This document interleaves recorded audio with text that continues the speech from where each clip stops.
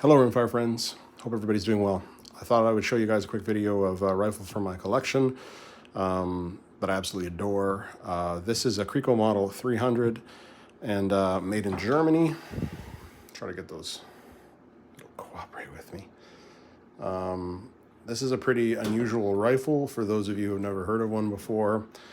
And I thought I would just take a couple of minutes and show you guys how this is an absolute joy of a rifle to own. And if you happen to have an opportunity to purchase one, you should. So Krico has a very interesting history in Germany. They first started making firearms all the way back to late 1800s, 1880s or something like that. And had some pretty unique processes along the way. And what's cool about them is they were neighbors to Walther, Anschutz, Weirau, all the great German companies. And as a result, they had a particularly interesting strategy for themselves. So as things went along in their area, they were fortunate enough to make actions for Anschutz. They apparently made the first Weirau 60J rimfire. And this particular model actually has a barrel that was made by Lothar Walther, as most of their rimfires, especially after a certain period, were. And so a lot of people think that they are the equivalent or the equal to an Anschutz and like a 64 action. And I would say visibly they absolutely are.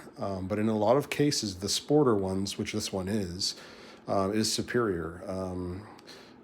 In a few different ways. The factory triggers on these are better than most sporters of the period Anschutz, although certainly not the new ones. But this particular one can go under a pound and is fully adjustable, which I'll show you guys in a second. The quality of them is actually very good as well. They have these beautiful aluminum trigger guards, beefy, unique bottom metal system, and like just the metal itself is beautiful. Now I have the sights for this one. They're not on it right now, but I do have the sights for it. And then you can see it, of course, that it's dovetailed and bolt release on the side. I'll start off with the magazine because what's cool about this particular one, Krico made some, I think, some interesting choices over the years, and they offered a few different magazines, and the earlier ones are more a straight type. They look almost like a, let's say, a Mossberg Plinkster magazine. They're just kind of a straight kind of regular kind of, magazine that you'd see on a Mossberg or a Marlin or something like that. And then later on, they came out with these guys. Now, if you're going to find one, you should find one that has these, or it takes these ones. And sometimes you see the 5 round, but more commonly I've seen the 10 round. And what's amazing about getting one with one of these, with this bottom metal, which when you see this inside, you'll see that it's remarkably similar to a Weirau rimfire, which I'll show you in a second. But what's cool about it is if you have Anschutz magazines, or if you have my converted Savage Mark II to Anschutz magazines. Now, they don't fit right out of the gate, but my point to that is that they are almost identical, and you can see where the notch on the left of the Savage is slightly too high compared to the Kricos, but the profile is virtually identical. So you can make as many as you want from these Savage magazines, or if you're missing one, here you go. When you make these, you have to make sure that the most important part is this very unusual mag catch. Unlike an Anschutz, which is just kind of like a filed slot, if I could pick that up. Or that one might be better. The Kricos is most certainly like a notch, and that's very important on these. So if you go to do one of these, just start slow, like reference the video I did for the Anschutz Savage mag conversion, and that'll be your friend. Weight-wise, the Krico's magazine is heavier than the Anschutz and much heavier than the Mark II. I say much heavier, but you can definitely feel that this is a better made magazine, and that's kind of a theme throughout Krico's. They look similar to like Anschutz 64s, which is why they're compared to them in so many ways and so many things that you'll read. But construction-wise, they are made just a little bit better. And I think ultimately that was Krico's downfall, is that they were no longer a profitable company. Now, they still exist today.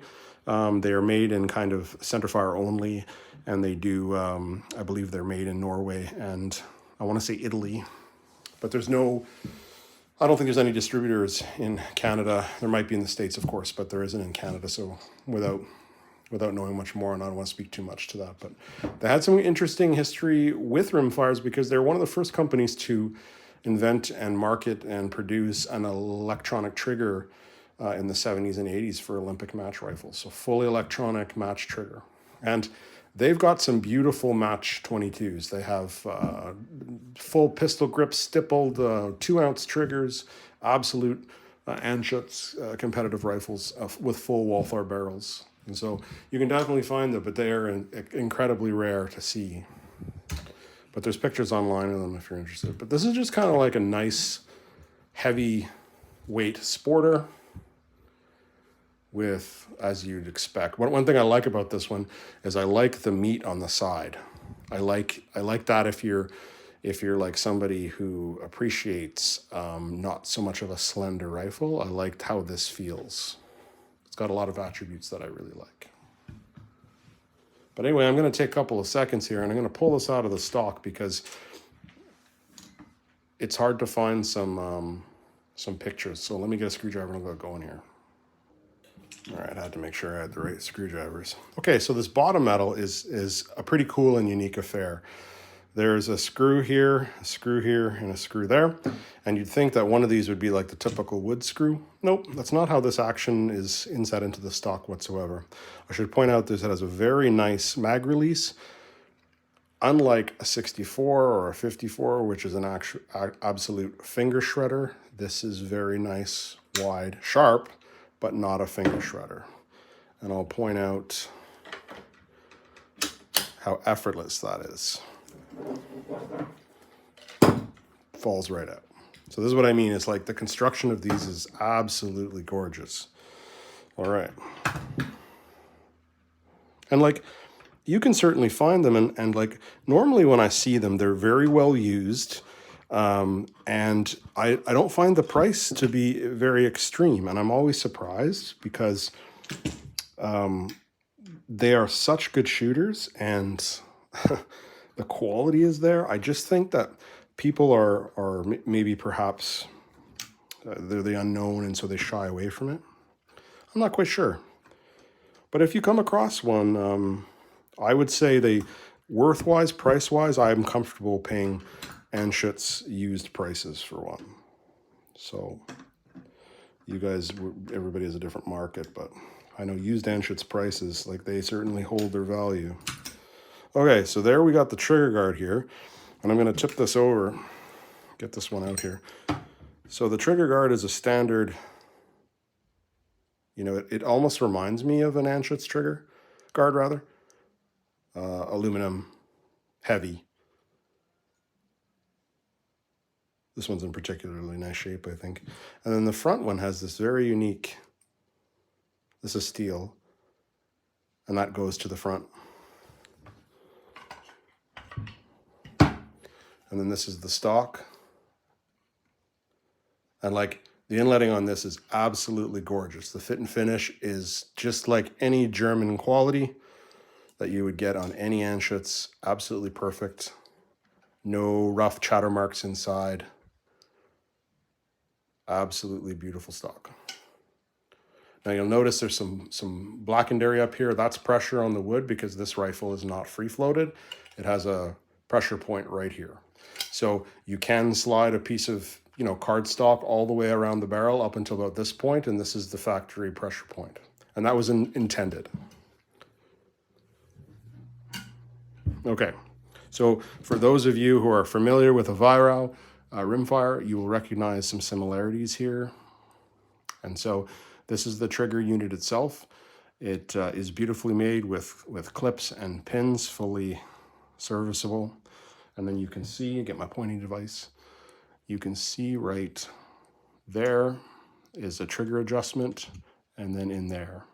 So this one inside, behind the trigger blade, that one adjusts the first stage travel and pressure. and then this rear one is actual pull weight. And so I've got mine maxed out almost in either direction, and I have done some spring swaps on this one to get it even farther without issue, because there's a nice bolt stop, so you don't have to worry about a lot of problems. Like, this trigger was engineered to be light, and so that helps.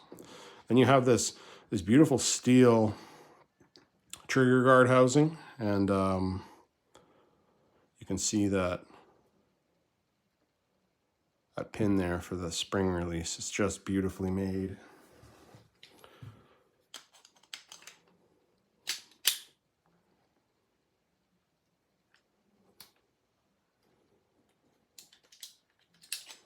Super nice. And so these barrels also are not pinned, these are threaded. And so this company knew the value of a threaded into a receiver. And they certainly are a nice construction, or a beautiful construction. So there's some markings. You see that?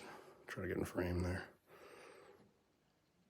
I'll take some pictures of this, put them up, but you can see the roll stamping there and the different logos. This is the bolt release. It's kind of an interesting bolt release because it's like a pin, and you pull it under spring tension. I'll try to get that. Yeah, it's kind of interesting. So there's like a pin up here. I'll get the bolt out for you guys. I'm not gonna lie, the bolt is actually challenging to remove.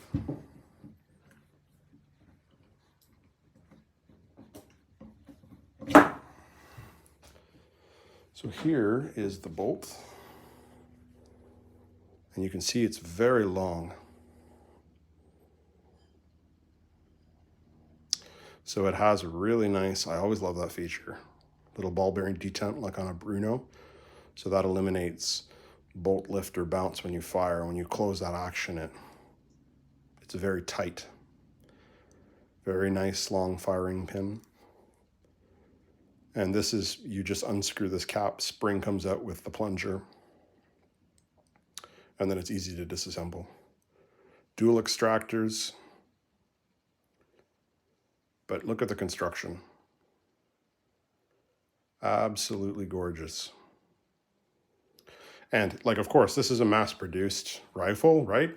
Like, they made a lot of these, but the difference, I think, in a lot of them is that they were still retaining some, element of craftsmanship. They made this at, I'm sure, considerable cost, just based on the size and weight. And it makes for a beautiful gun to shoot. I think it's less than a 60-degree throw, or it is 60. Very nice rifle to shoot. And then you have just basically the typical like Anschutz 64-esque receiver. I think it's a little bit thicker than the 64 of this period. I think it's more akin to the modern stepped up 64. It's quite a beefy receiver in comparison. And it has kind of like, I would say, not a 64 ejector. It's almost like a Bruno CZ tray that sits and surrounds the mag well and is retained by that screw, right? And it fires them with some authority. Of course, this rifle doesn't have a lot of miles on it, and so it has age, not miles, and so it's not really well used. Also, these barrels have an extremely tight chamber for a sporter. They were definitely a match, and a sporter shouldn't necessarily come with a matched chamber, but this is what I'm saying. It's like they definitely wanted to give you the total package with one of these. So this one has an extremely tight chamber for a sporter, and I think a pretty tight chamber even for a match rifle. But anyway, I just wanted to show this beautiful rifle to you guys, and hopefully you guys can find one. And hey, listen, if any of you guys have them, tell me all about it. I would absolutely love to hear what you guys have, semi-auto or bolt action, because I just love these guys so much. And like, such nice pieces of wood, right? Like, this one's got a lot of bumps on it, but nice hand cut checkering, and This one has a nice butt plate fit.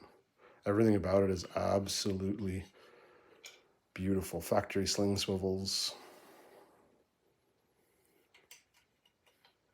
They make some absolutely beautiful ones of this series, the 320s, with full-length stocks, and their double set triggers are absolutely gorgeous. And that's the one I've had before. It was a double set trigger, and they are as nice as any comparable Wolf Laurentius double set trigger.